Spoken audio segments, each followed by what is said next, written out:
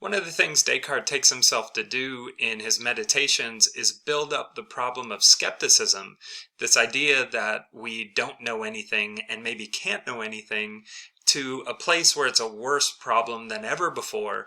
And then even in the face of it, he takes himself to figure out things he can be certain of.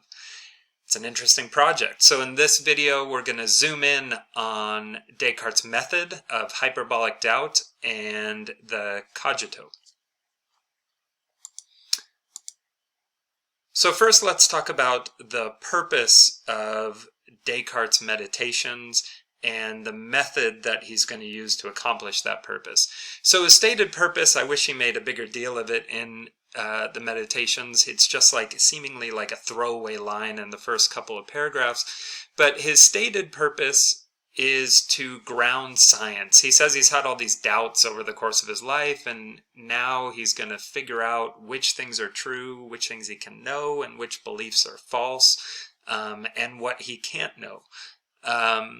But that's what motivates him to start this journey. But what he thinks will come out of it for the rest of us is that we can be certain of some things. And when we're certain of some things, what he hopes to do is give science a firm foundation. So science at the time of Descartes was coming up with all sorts of interesting bits of knowledge. And he wanted to know, is science a good path to learn things, or is it something that should be rejected, right? So he's here trying to ground science. So how's he going to do that? Well, he has an interesting method. He builds what he calls hyperbolic doubt.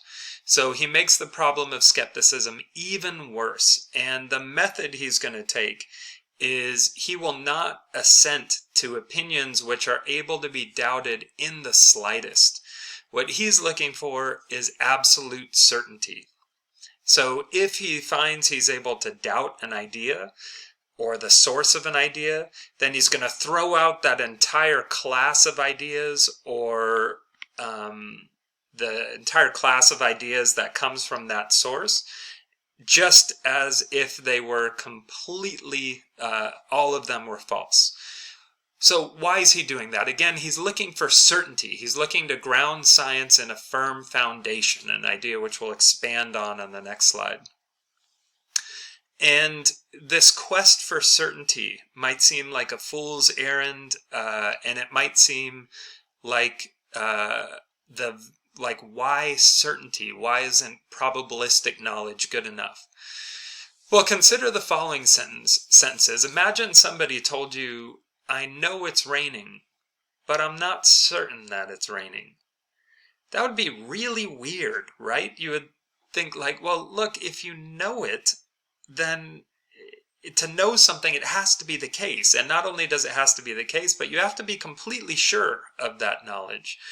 So it would be a weird sentence. If somebody said that, you might wonder if they knew what the word to know means. Try this sentence on. Imagine somebody told you, I know it's raining, but I doubt that it is raining. Again, you'd be like, what? That's like you contradicted yourself. You probably don't know what the word to know means if you're saying something like that. So why is Descartes using this method of hyperbolic doubt, where if he can doubt something, he's going to throw it out as not being something that he can know for sure? Because of ideas like this, right? Where knowledge seems to imply certainty, and it seems to imply indubitability. All right, so the epistemic theory that Descartes is working with is called foundationalism.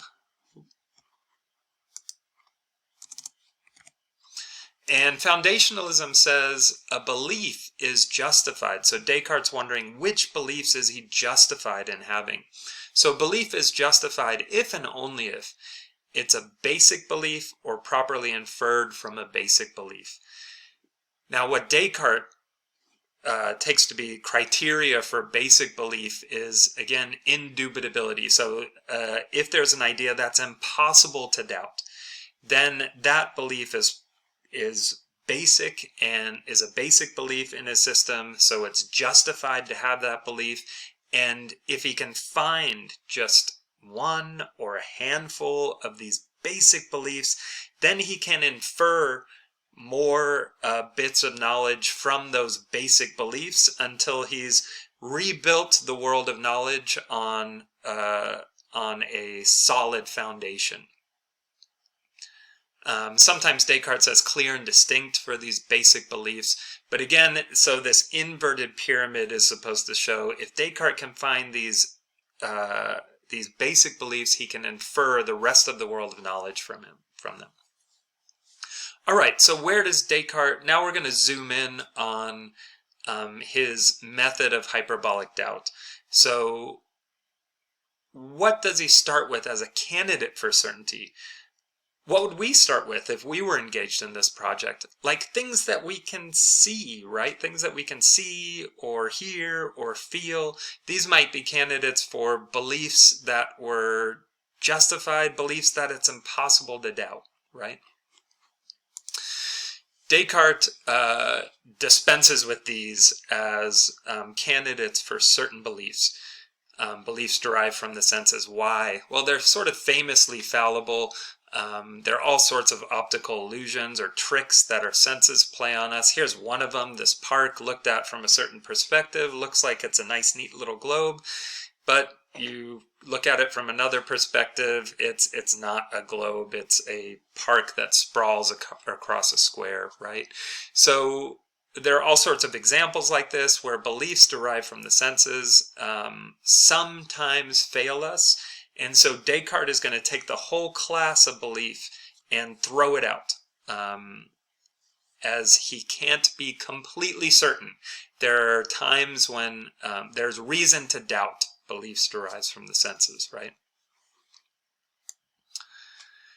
But then Descartes pumps the brakes a little bit, and he says, look, if I can't doubt all the beliefs derived from my senses, like yeah, there are weird optical illusions, but what about the fact that he says, I'm sitting here in front of the fire, looking at a candle. How could I possibly doubt that belief? And note that that belief is derived in a significant part through the senses, right? So he wants to talk about this other category of belief, and that we might call immediate certainties. So the fact that I'm here lecturing to you about Descartes, how might I doubt that? And this is Descartes' famous dream hypothesis. So dreams seem very real to us while we're having them. And we might make, I might have dreamt in the past of teaching, right? Of giving lectures on a computer. And at the time I was having that dream, if somebody in my dream asked me, hey, are you sitting in front of the computer teaching people? I probably would have responded like, yes, of course I'm doing that. I'm certain of it, right? But my belief, of course, would have been false in that case, right?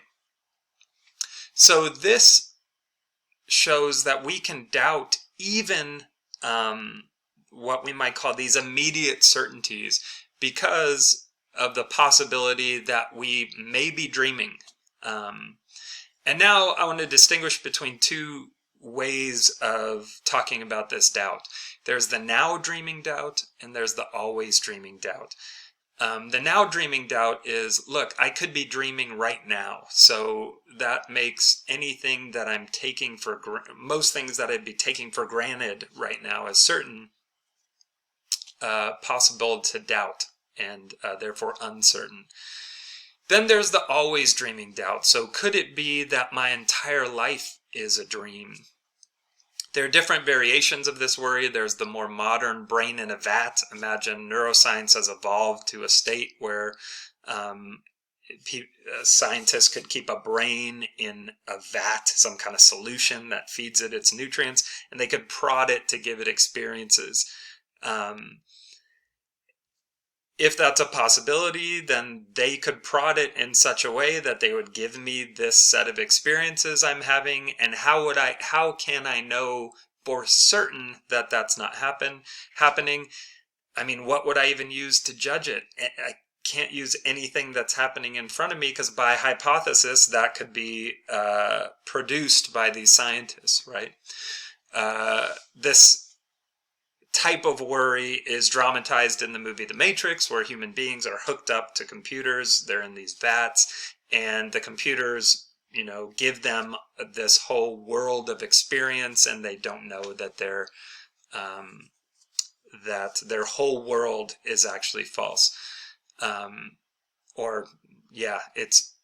It's only images and to them, but other people are experiencing different things, and the reality is that they're just in these vats hooked up to these machines.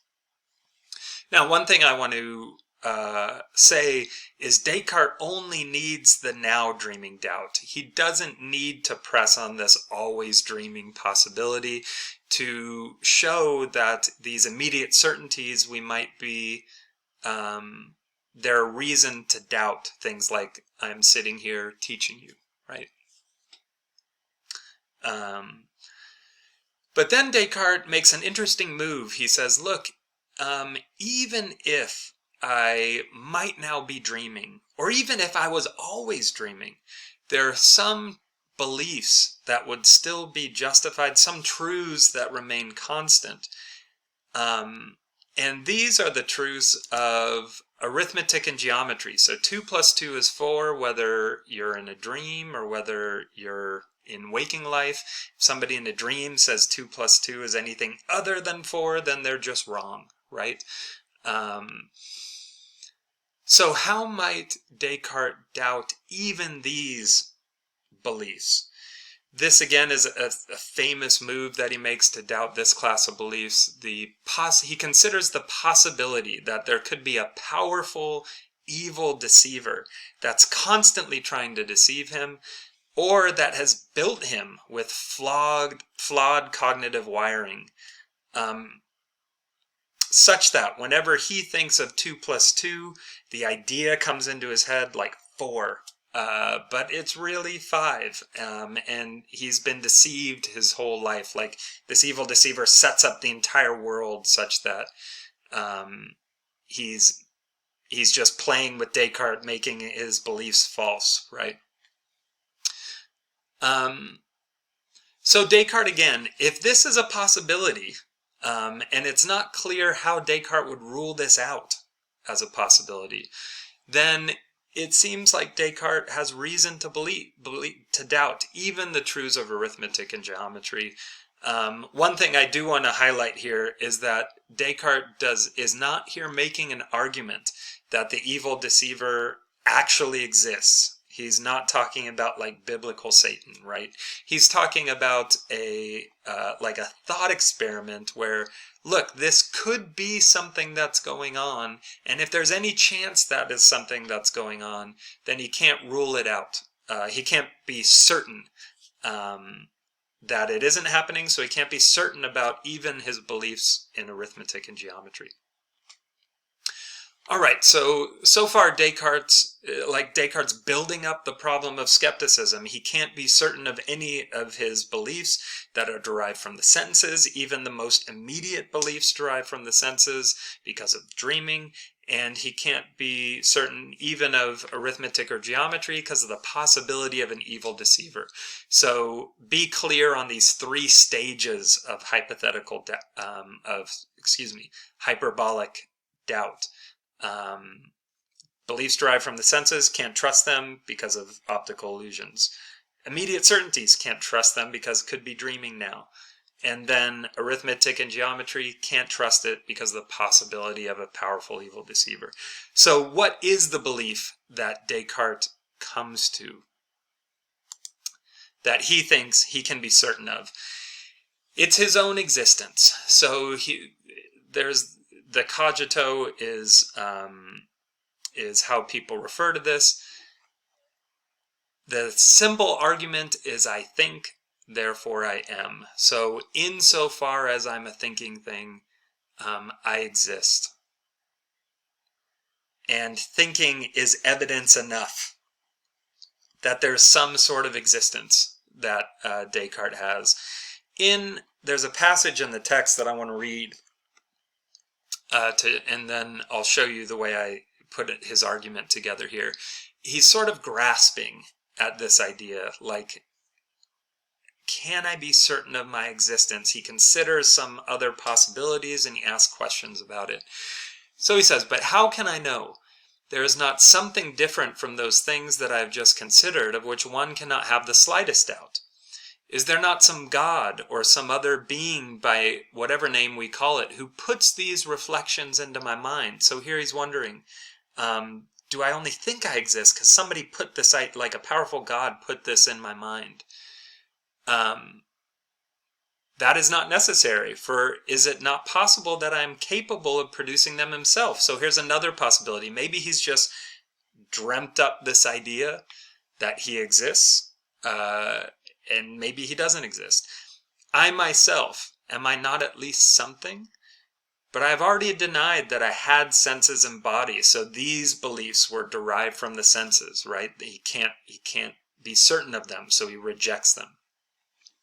Yet I hesitate, for what follows from that? Am I so dependent on body and senses that I cannot exist without these? But I was persuaded that there was nothing in all the world, that there was no heaven, no earth, that there were no minds, nor any bodies. Note that our belief that other people exist is based quite a bit on the data we take from our senses, right? Was I not then likewise persuaded that I did not exist? Not at all. Of a surety, I myself did exist, since I persuaded myself of something, or because I thought of something. But imagine there's some deceiver or other, very powerful and very cunning, whoever employs his ingenuity in deceiving me. Even in that possibility, I still exist. If he deceives me, and let him deceive me as much as he will, he can never cause me to be nothing so long as I think that I am something. So that after having reflected well and carefully examined all things, we must come to the definite conclusion that this proposition, I am, I exist, is necessarily true each time that I pronounce it or that I mentally conceive of it. So here's how I put his argument in standard form. I have the thought that I exist. The thought I exist is either right or it's wrong. If it's right, well then easy, I exist, right? Now let's consider some ways that it might be wrong. I produce the thought in myself, like I'm just imagining it, or some God puts the thought in me that I exist. Or imagine an evil deceiver is deceiving me into thinking that I exist. Well, if I produce a thought, or if a thought is produced in me by a God, then I exist. I mean, I have to exist for a thought to be produced in me. If on another possibility, an evil deceiver is somehow deceiving me, well, then I'm deceived, and a prerequisite of being deceived is existing, right? You can't deceive something that doesn't exist. So even if he's deceived about existing, then he exists. So regardless of how this idea gets to him, he has to exist to have the idea. A persuasive argument, right? So Descartes' reasoning seems to be that thinking implies existence. Now, existence of what? What has Descartes proven exists at this point? Has he proven that he exists as a human being, that he has hands and feet, that he has a brain? No. All that he's proved exists at this point is that he is a thinking thing. So a mind and brain here are conceptually distinct. A brain is like the squishy stuff a mind is a thing that has thoughts, right? Now, those might be one and the same thing. There's all sorts of weirdness in philosophy about this, but Descartes has only proved that he exists as a thinking thing, so a thing which has thoughts, which has doubts. So note, if he doubts that he exists, in the doubting, he proves that he exists as a doubting thing, right? But not a thing that yet has a body. He hasn't proved that anybody else exists. He hasn't proved that he existed in the past, nor that he will exist in the future. Just when, and he says this, when I'm thinking, I exist. It's necessarily true each time that I pronounce it, or that I mentally conceive of it. Now, has he succeeded? There have been objections to this. One objection is that Descartes assumes too much when he says, I think. I brings with it this idea that there's some substance, some like metaphysical substance in which thoughts are happening.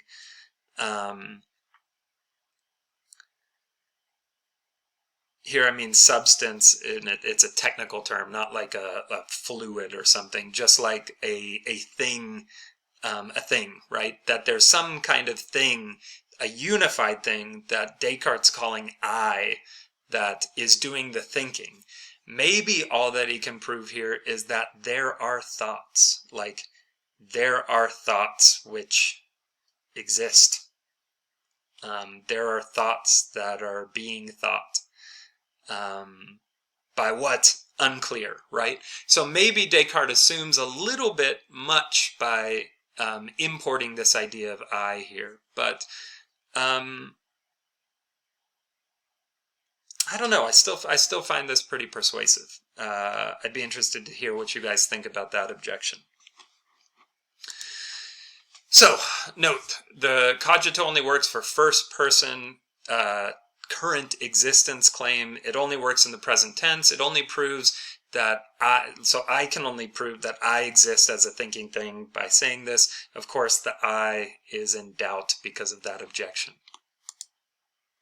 All right, so what's next for Descartes? He's proven that he exists as a thinking thing. He says a thing that doubts, understands, affirms, denies, is willing, is unwilling, and also imagines and has sensory perceptions. These are all modes of thought. How can he eventually prove that things exist like his hands, like other people, when he has only proven that he himself and his thoughts exist? His next move is also super interesting. He examines his thoughts and looks for a thought that has qualities such that just in virtue of the way the idea is, it must actually exist in the world. And the idea that Descartes comes to is this idea of God. So God, the idea of God is such that because of the qualities of the idea, it must actually exist in the world. We're not going to follow him down that rabbit hole, but that's the move he makes to eventually prove that the entire external world exists. He'll say, because I can trust God, he'll eventually have an argument that he can trust God and trust himself, that God won't deceive him when it comes to certain kinds of ideas. It's clear and distinct ideas that he can thereby, win back all his all of the things that seem very certain to us, right? An interesting project. If you want to read the entire Meditations, I recommend it. But now let's get to the quiz question. So quiz question 1. How does Descartes employ the method of hyperbolic doubt? A, he sets out an XY axis and draws a curved line. B, he will try to doubt most ideas, but as long as an idea is probably true, then he'll assent to it. Or C, he'll try to doubt all of his ideas, and if an idea admits of any doubt, then he'll throw out the entire class of ideas to which that idea belongs until he finds an idea that is indubitable. Quiz question number 2. Why can't Descartes doubt that he exists? A, his existence as a thinking thing is implied by the act of doubting. B, he can look at his body and see it right there, so he must be a corporeal thing. Corporeal. Or C, God won't let him. Why can't Descartes doubt that he exists? All right, that's the end of our zoom in on hyperbolic doubt, Descartes' method, and his cogito. Thanks for sticking with me. I'll see you next time.